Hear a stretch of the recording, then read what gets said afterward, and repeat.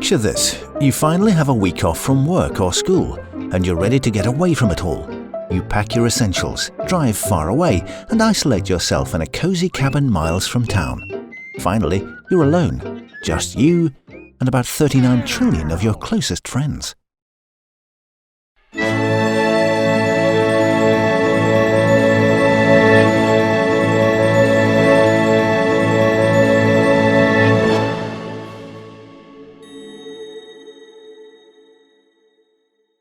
This is Salt Pepper Wisdom, where we explore quirky and compelling facts about seemingly mundane things to sprinkle knowledge and season up conversations for all ages. Join us on a journey of discovery as we unlock the secrets of the world around you, reveal amazing facts about history, science, nature, and so much more. Prepare to have your mind blown.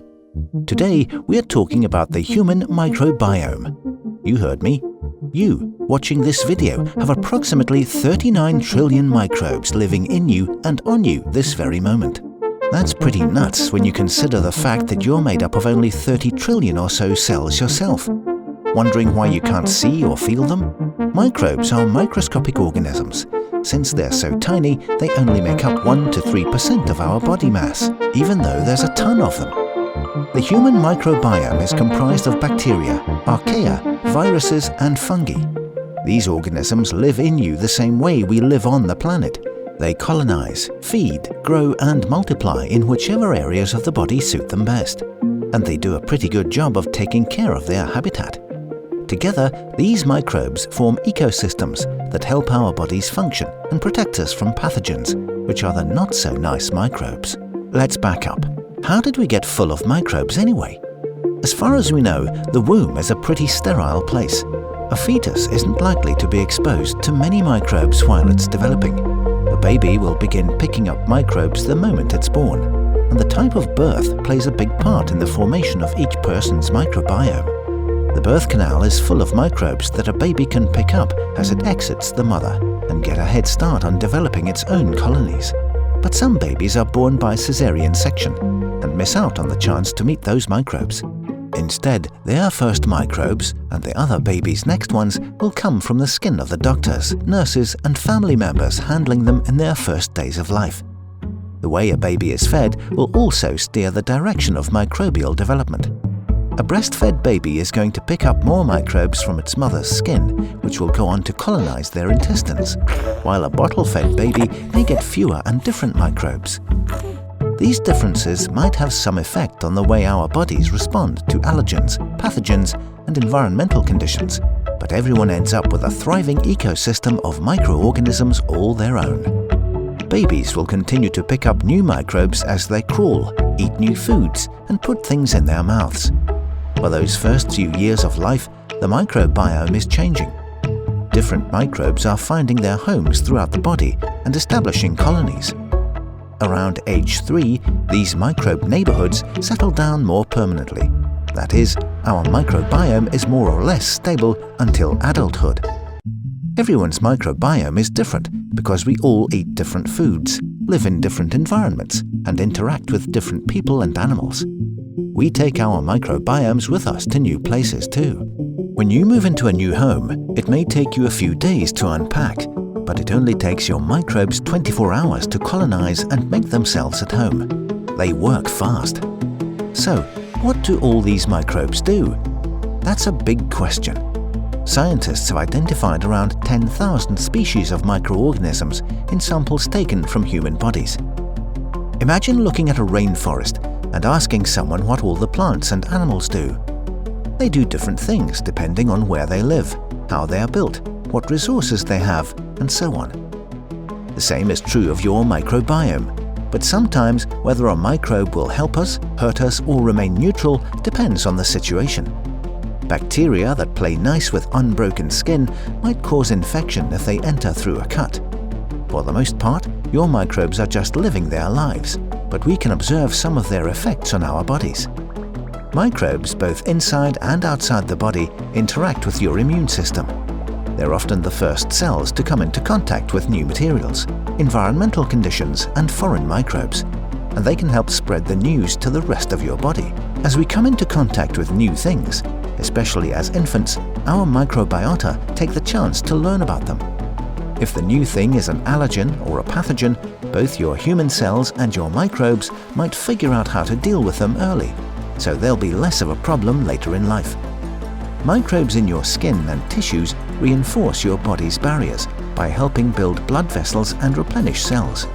There are even microbes inside the body that aid in absorbing certain medications. Your microbiome calls you home, and it's in their best interest to protect you when they can. Let's look inside the body. You may have heard about your gut flora before. That's a popular name for the microbiome in your digestive system. It's an area that people pay attention to, because when something is wrong or missing in your gut flora, you really feel it. If you've ever been prescribed antibiotics for a bacterial infection, you might have had symptoms like an upset stomach and diarrhea following treatment. The medicine doesn't discriminate. It knocks out a lot of good bacteria along with the bad. Some of those good microbes play roles in digestion and metabolism. By activating genes in our human cells, they help absorb nutrients, break down toxins, and control the storage of fat. Other gut bacteria can turn undigested sugars and alcohols into short-chain fatty acids that other parts of your gut can use for energy. There are even gut bacteria that produce nutrients, like vitamins K and B12. That course of antibiotics you took disrupts some of those processes. To prevent unpleasant side effects, you can eat yogurt or take probiotic supplements an hour before or an hour after your antibiotic to help replenish the good bacteria. Before we move on to a different part of the body, we at Salt and Pepper want to say thank you for watching. If you learned something new today, hit the like button and subscribe for more frequent fun facts. Your skin is a great place for microorganisms to live, providing a variety of habitats. Think of how different the skin is on your face, your feet, your scalp, and even your armpits. The dark and damp conditions in the folds of your skin make comfortable homes for fungi, especially types of yeast. Usually, your skin microbes just live their lives without really helping or hurting, but they can get out of control. That's why we use baby powder to prevent diaper rash in infants. That rash is an infection caused by yeast. Similarly, some bacteria living on the skin contribute to acne. One less painful but still very obvious sign of skin flora is body odor. Your sweat isn't actually smelly. Colonies of bacteria that live in your armpits eat an odorless chemical in your sweat, converting it into a very smelly one. So, microbial flatulence? Maybe. What does a microbiome look like, and how do we know? In 2011, scientists began the Belly Button Biodiversity Project. The belly button is prime real estate to microbes. It's warm and dark, usually moist with sweat, and protected by the folds of skin around it. Unless you purposely get in there with soap or a cotton swab, the colonies of the navel remain relatively undisturbed. The Belly Button Biodiversity Project sought to include everyday people to get a wide variety of samples, as well as more eyes on the data. They collected samples from belly buttons all over North America on sterile swabs, which were then plated and allowed to grow for a few days. This created a microbial portrait for each individual. They also extracted DNA from the microbes so they could identify them. The first paper from the project was published in late 2012. The researchers were excited to find that belly buttons are jungles of biodiversity, finding over 2,300 species of microbes from just 60 of their samples. The data answered some questions, but raised a few new ones. Only 8 of these species of microbes were abundantly present throughout 70% of the samples. They called these species the oligarchs and included things like Corynebacterium and Staphylococcus. And all those other species? Over 2,000 of them? They were so rare that many of them were only found in a single navel. The researchers were puzzled. What factors could have accounted for such wildly different microbiomes? They investigated age, sex, ethnicity, innie belly buttons versus outie ones, and frequency of washing. No patterns emerged to explain how many and what kinds of microbes lived in any one belly button. Over 10 years later, scientists are still examining the data and testing hypotheses.